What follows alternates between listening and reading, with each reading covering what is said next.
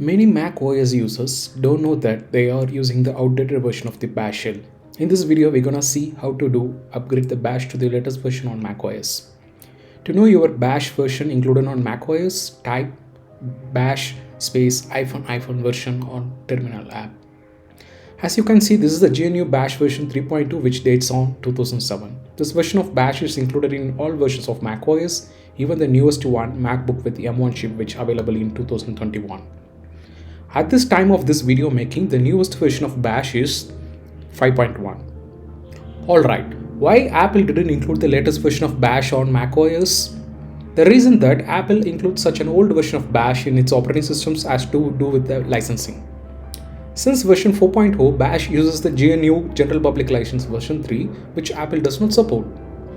Version 3.2 of GNU bash is the last version with General Public License version 2, which Apple accepts, so it stick with it.